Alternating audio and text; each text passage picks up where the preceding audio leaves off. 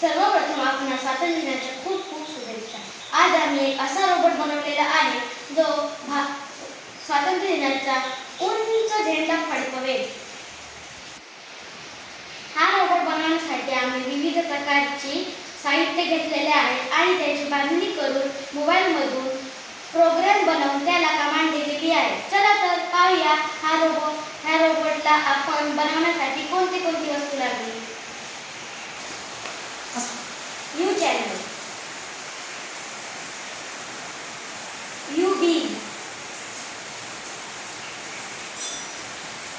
axle, rectangular beam, small U beam,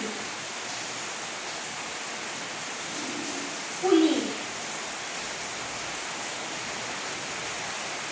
tires,